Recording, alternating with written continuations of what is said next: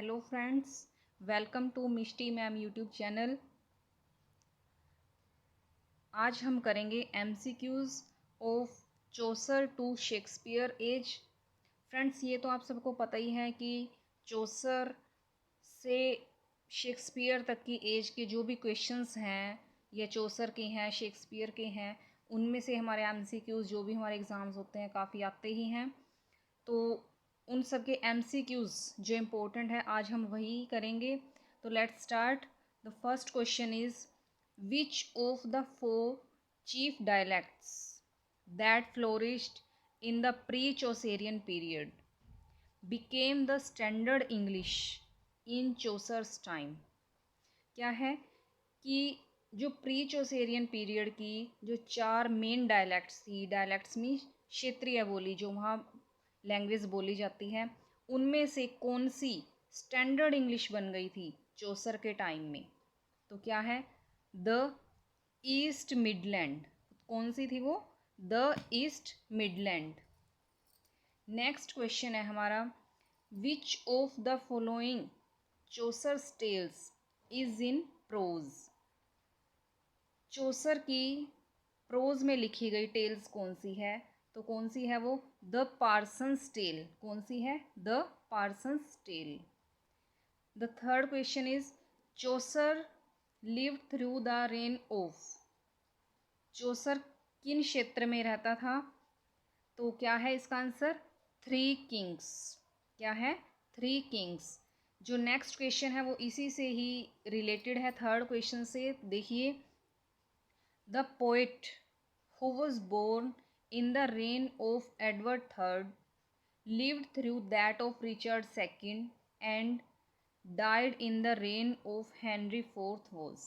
तो इसमें क्या कहा है कि वो कौन सा पोएट था जो एडवर्ड थर्ड के क्षेत्र में तो बोर्न हुआ था, and then live through that of Richard second, and Richard second के क्षेत्र में वो रहा, एंड डाइड, और हेनरी फोर्थ के रेन में उसकी मृत्यु हुई। तो वो कौन सा पोएट था? वो था चौसर, जो हमने अभी थर्ड क्वेश्चन किया है कि वो थ्री किंग्स के क्षेत्र में रहता था, तो वही है Chaucer. The next question, who is Lois talking about in the following line. Lois ने इन लाइन्स में क्या कहा है, किसके बारे में कह रहा है? He found English a dialect and left it a language.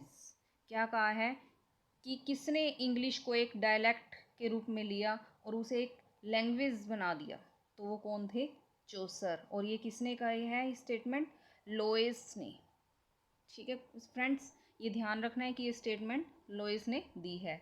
The next question, which of the following English alphabet occurs most often in writing। Writing में कौन सा अल्फ़ाबेट सबसे ज़्यादा यूज़ किया जाता है इंग्लिश राइटिंग में, इंग्लिश अल्फ़ाबेट? तो वो है E alphabet. The next question is 100 years war began in, and the answer है इसका 1337। नेक्स्ट है, the Saxons came to England in. England में सेक्शंस कब आए थे? तो ये है इसका 450 AD। AD means anno domini. Next question is Beowulf an important piece of literature of old English period. Old English period का एक इम्पोर्टेंट पीस ऑफ लिटरेचर है बियोवुल्फ। तो क्या है ये है Anglo Saxon epic. The next question is peasants revolt means किसान विद्रोह टुक प्लेस इन। किसान विद्रोह कब हुआ? तो ये हुआ था 1381। Next question, the peasants revolt resulted in the. जो पीजेंट्स रिवोल्ट था इसका क्या रिजल्ट निकला? End of serfdom. Serfdom means दास्ता। तो यानी जो एक बंदी बनाते थे, दास बनाते थे, उसका अंत हो गया था पीजेंट्स रिवोल्ट के बाद। Next question, the followers of John Wycliffe were known as, जो जॉन वेक्लिफ के फॉलोअर्स थे उन्हें क्या कहते थे? तो आंसर है लोलार्ड्स। नेक्स्ट क्वेश्चन है हमारा, utopia is written by, answer is Thomas More. Next question, the chief characteristics feature of medieval literature is, medieval literature की क्या विशेष कैरेक्टरिस्टिक्स थे? फ्रीक्वेंट यूज ऑफ एलिग्री, तो उन्होंने क्या किया था? एलिग्री का बहुत ज़्यादा यूज़ किया था।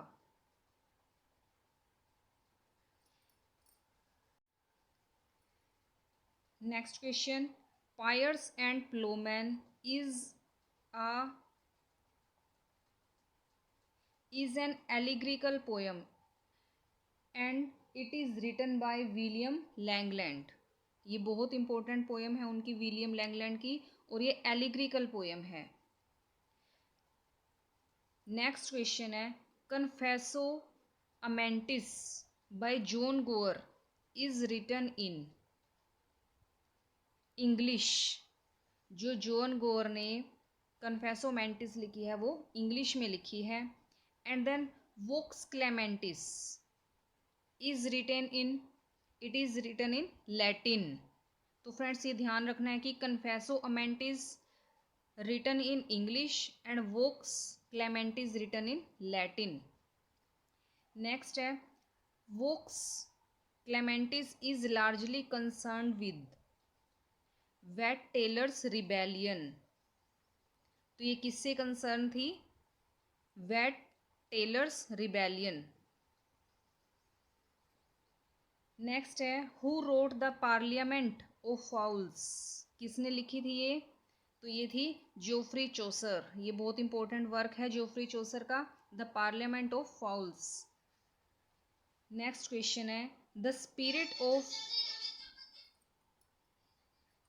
Spirit of new learning in the transitional period,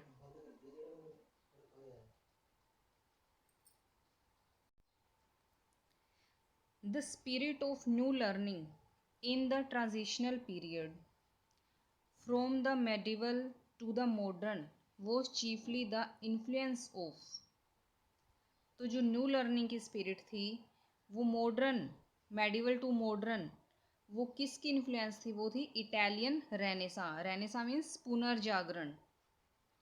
next,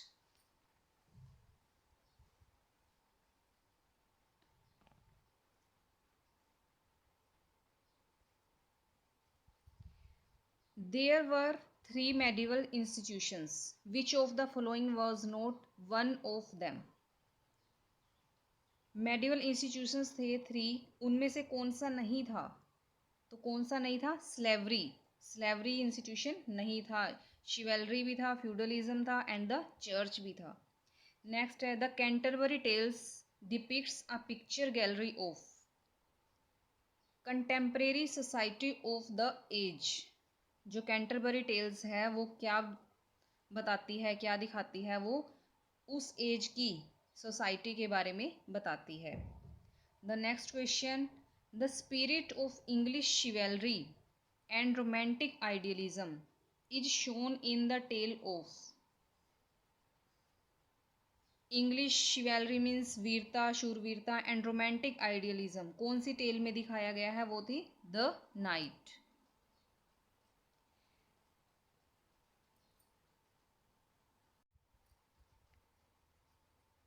Chaucer wrote the Romance of the Rose under the influence of, Chaucer ने ये जो वर्क था the romance of the rose किसके इन्फ्लुएंस से लिखी थी? ये थे de Lorris and de Meun, ये फ्रेंच राइटर्स थे और जो चौसर थे वो इनसे काफ़ी इन्फ्लुएंस थे। इनका एक वर्क था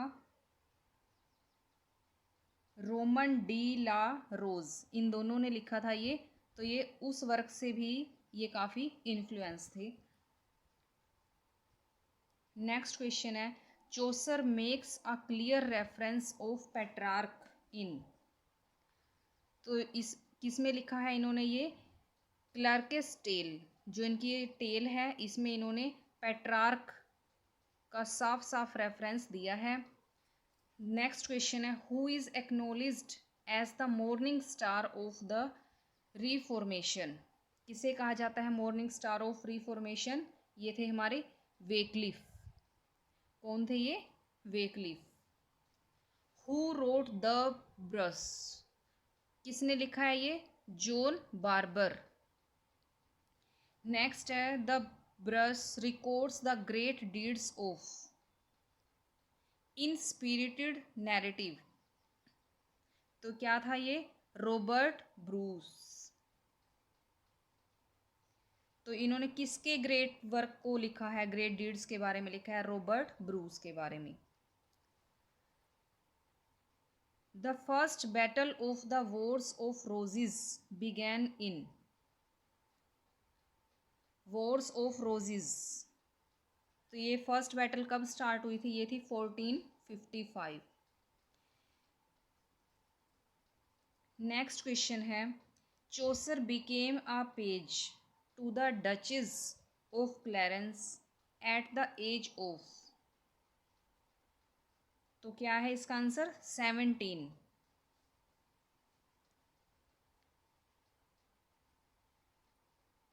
इन his later life Chaucer was greatly influenced by the sceptical philosophy and satirical humour of.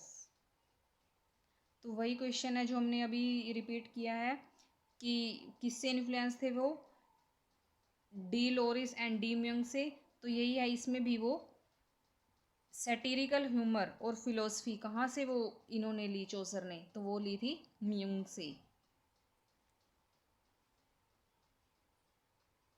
The book of the duchess was written on the death of the wife of.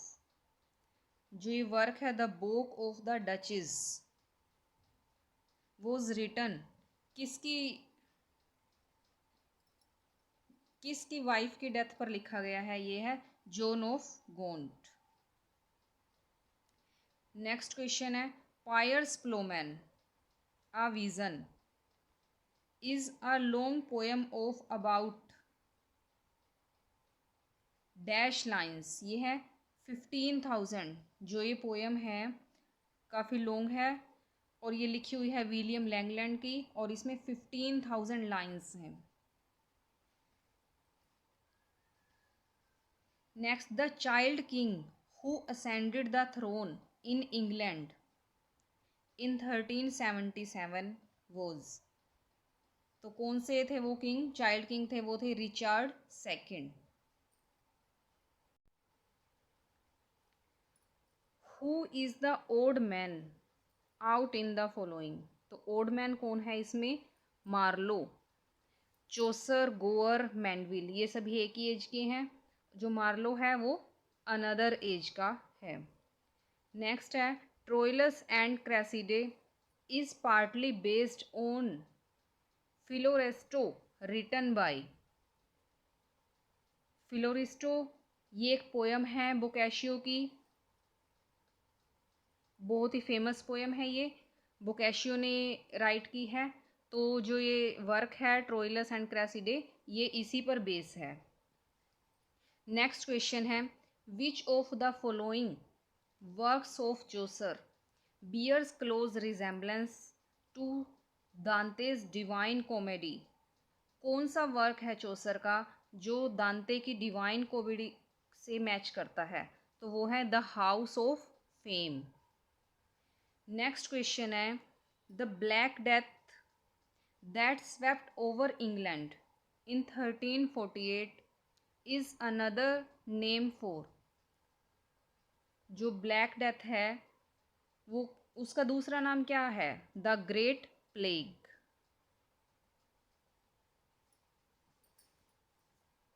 One of the following statements is incorrect about medieval literature. तो कौन सी इसमें statement incorrect है? तो वो है, Chaucer exploited the dream vision convention in the Canterbury Tales, कि Chaucer ने Canterbury Tales में ड्रीम विज़न की कन्वेंशन को एक्सप्लोर किया नहीं, इन्होंने ड्रीम विज़न को बहुत ज़्यादा यूज़ किया था कैंटरबरी टेल्स में, तो इसलिए यही इनकरेक्ट है। नेक्स्ट है how many pilgrims were there in the Canterbury Tales, कितने पिलग्रिम्स की बात की गई है इसमें, वो थे 29। ये बहुत इंपॉर्टेंट है, पिलग्रिम्स वाले कैंटरबरी टेल्स में से कई क्वेश्चंस आते हैं हमारे। नेक्स्ट है the pilgrims in Canterbury Tales assembled at, वो कहाँ इकट्ठे हुए थे, टैबर्ड इन, वो टैबर्ड सराय में इकट्ठे हुए थे।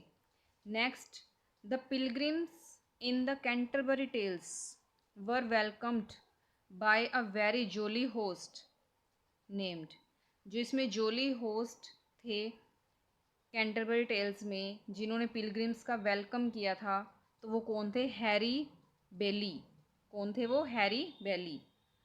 नेक्स्ट है Chaucer employed dash in his prologue and Canterbury Tales, तो इन्होंने क्या यूज़ किया है कैंटरबरी टेल्स में, heroic couplet.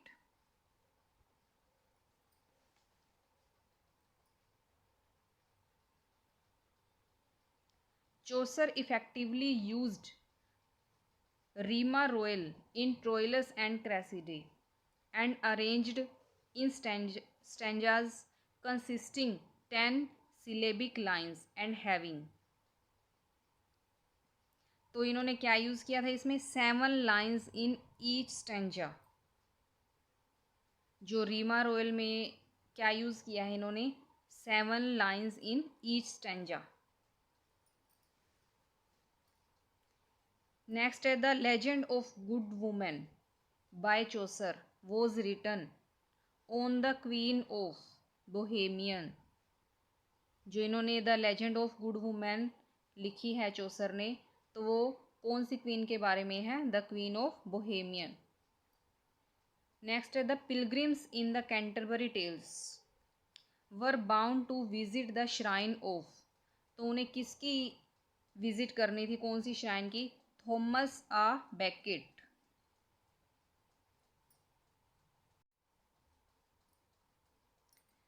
The wife of Bath in the Canterbury Tales tells about her dash marriages, कितने मैरिजेस के बारे में बताती है, 5 marriages.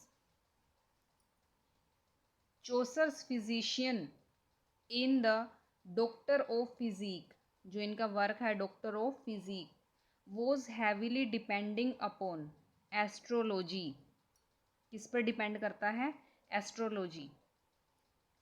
Spencer called dash as the well of English undefiled, तो वो थे चोसर। स्पेंसर ने चोसर के बारे में कहा है the well of English undefiled. Next है Chaucer introduced the heroic couplet in English verse and invented the rhyme royal. तो फ्रेंड्स ये थे हमारे questions Chaucer to Shakespeare. Next video में हम इसके अनदर इम्पोर्टेंट क्वेश्चंस करेंगे, तो तब तक के लिए जुड़े रहे हमारे मिष्टी मैम यूट्यूब चैनल से। अगर आपको वीडियो पसंद आए तो लाइक एंड शेयर ज़रूर कीजिए and subscribe my channel. Thank you.